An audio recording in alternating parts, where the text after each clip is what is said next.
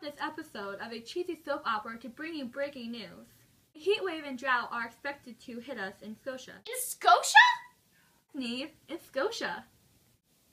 But I thought droughts only happened in arid places like India, the Great Plains, and eastern and southern Africa. Droughts can happen anywhere as long as the heat rises and not enough rain falls to the ground.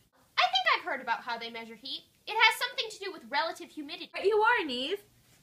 Heat is measured by air temperature and relative humidity on a scale called the heat index. There are 4 different stages of the heat index. There is caution, extreme caution, danger, and extreme danger. In caution, only fatigue is possible. In extreme caution, sunstroke, muscle cramps, and or heat exhaustion is possible. In danger, sunstroke, muscle cramps, and or heat exhaustion is likely, and in extreme danger, heat stroke or sunstroke is highly likely. As the temperature increases and the relative humidity decreases, the more danger there is.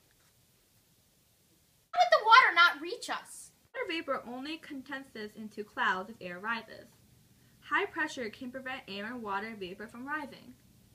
High pressure also causes clouds to move upwards.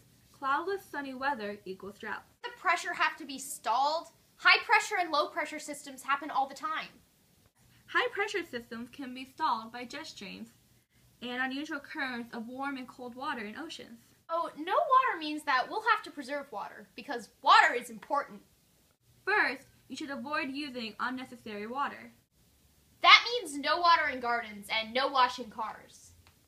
If the drought gets worse, you need to take more precautions to save water, like taking shorter and fewer showers. Are you serious? 675 people die in the United States every year from heat and drought-related complications.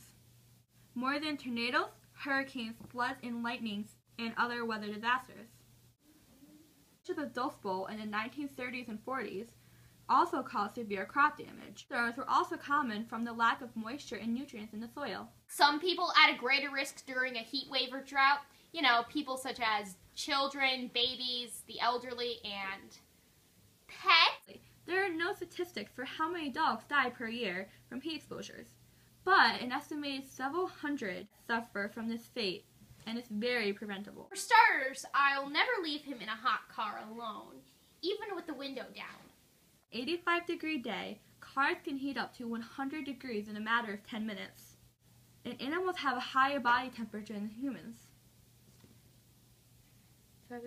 Wait, Also make sure he's hydrated. And you should check for signs of heat exhaustion in your pets too. Let's see, no heavy panting, no excess thirst, no glazed eyes, no vomiting, no diarrhea, no bright or dark red gums or tongue, no weakness and collapsing, and no seizures. So he's all good for now. What's to people? Symptoms of heat cramps are painful muscle cramps and spasms, usually in legs and abdomen, and heavy sweating. To help them, you should apply firm pressure on cramping muscles or gently massage to relieve the spasm.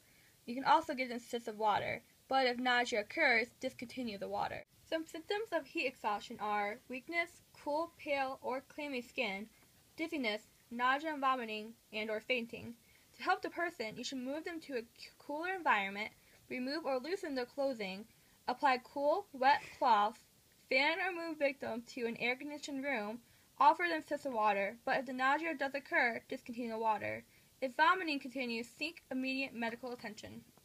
Some symptoms of heat stroke or sunstroke are altered mental state, possible throbbing headache, confusion, nausea, dizziness or shallow breathing, rapid pulse, or possible unconsciousness. Heat stroke is a severe medical emergency.